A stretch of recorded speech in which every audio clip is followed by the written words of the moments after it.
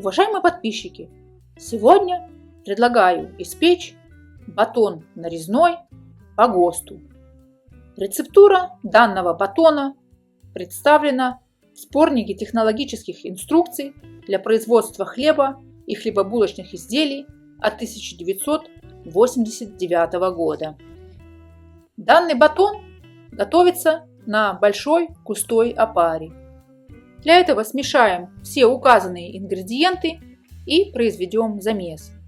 Вначале тесто имеет липкую, относительно влажную консистенцию, но после нескольких ударов об стол вот таким вот образом тесто приобретает более гладкую и связанную консистенцию, и его уже можно вымешать традиционным способом.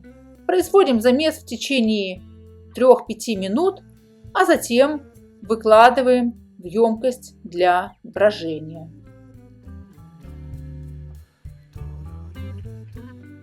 Существует мнение, что батон нарезной в Советском Союзе был вкуснее. С чем это связано?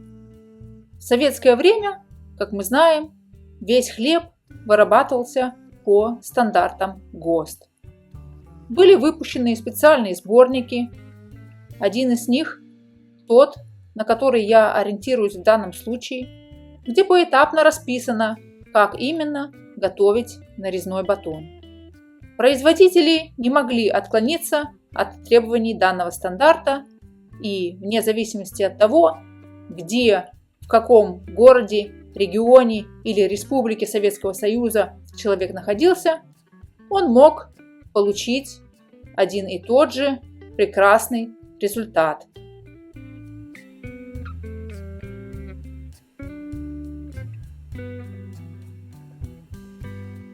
По окончании того, как опара у нас выбродила, мы производим замес. Замес можно производить как ручным способом, так и при помощи тестомеса.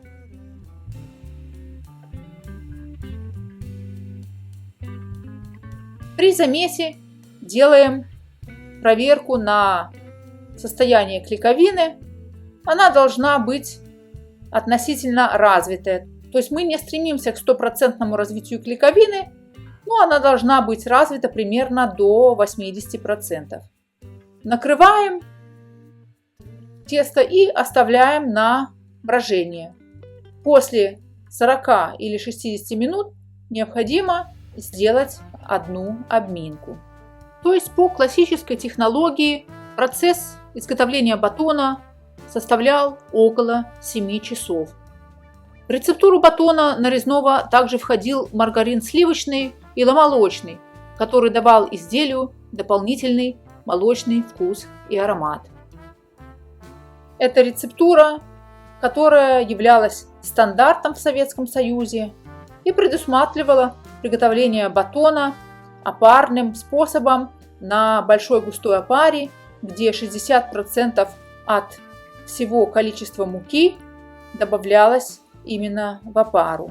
В процессе такого брожения в течение 4-5 часов полуфабрикат накапливал большое количество вкусовых и ароматических веществ. Тесто для батона достаточно пластичное, податливое и не липкое, поэтому его можно обрабатывать без наличия муки. Но я покажу вам результат обработки теста при помощи муки и без муки, для того, чтобы вы посмотрели разницу на корочке конечного изделия. Батоны нарезные по ГОСТу вырабатываются массой 400 или 500 грамм, длиной 26-30 см и шириной 9-11 см. Но вернемся к вкусу советского батона.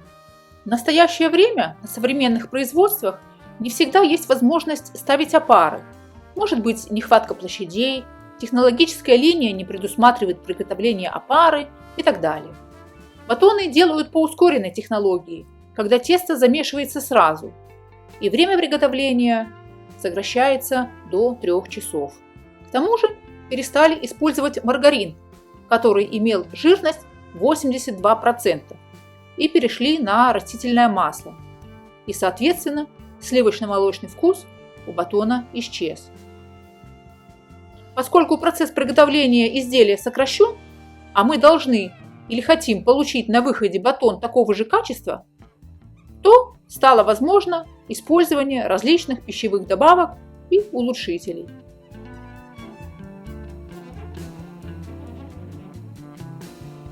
Вот этот кусок я обработаю без использования муки, для того, чтобы показать вам разницу.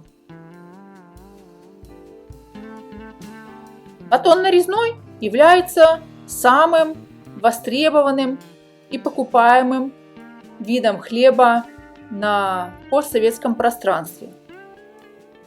Первый ГОСТ на него появился в 1936 году. Он был известен и до этого, но именно название нарезной батон появилось в 1936 году.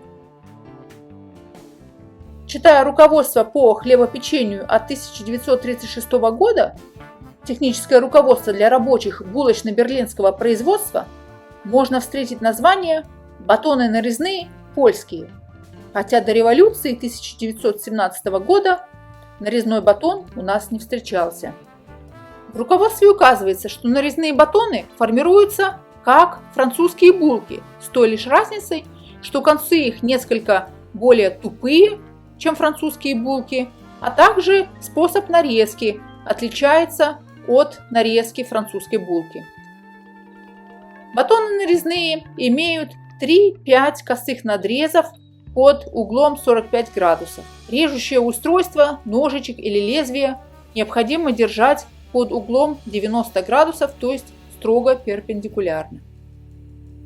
Готовность заготовки к посадке в печь проверяем легким нажатием пальца. Если при нажатии остается небольшое углубление, которое очень медленно возвращается в форму, заготовка готова к посадке в печь. Сбрызгиваем ее из пульверизатора водой и наносим надрезы. В советских булочных пахло хлебом. И все потому, что по требованиям ГОСТа сроком годности батона были 24 часа. Поэтому в упаковывании его не было никакой необходимости. У упакованного хлеба вкус изменяется, особенно если он долго лежит. С появлением первых технических условий ТУ на упакованный хлеб появились батоны со сроком годности 72 часа и даже 120 часов. Если батон имеет срок годности свыше 5 суток, необходимо добавлять пищевые улучшители, консерванты. Вот и получается, что ряд факторов изменил вкус того нарезного батона, который мы все так любили еще 20-30 лет назад. Для придания глянца батоны на производстве обрызгиваются водой перед выемкой из печи, то есть им дается такой водяной душ. Это необходимо для того, чтобы крахмал на поверхности клейстеризировался, что придает корочке блестящий вид.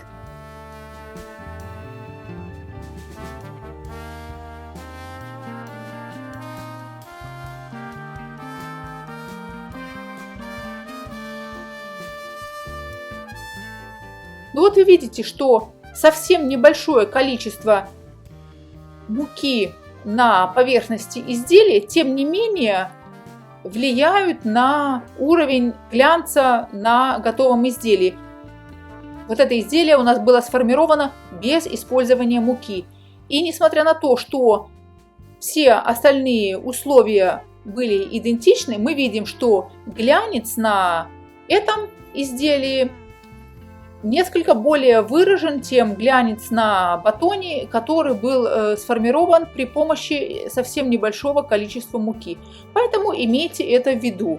Если вы хотите добиться более выраженного глянца на поверхности батона, то постарайтесь формировать его без использования муки. Мякиш у батона должен быть мелкопористый. Как мы видим, у нас присутствует небольшое количество неравномерных пор, Это связано с тем, что формовка батонов на производстве производится при помощи закаточных машин, которые обеспечивают равномерное уплотнение всей тестовой заготовки повсеместно. При ручном формовании некоторая неравномерность пористости ожидаема и не является критичной. Если вам понравилось это видео и вы нашли его полезным, я буду признательна и благодарна, если вы подпишитесь на мой канал, поставите лайк, а может быть, разместите ссылку на это видео в своих социальных сетях. Пеките на здоровье!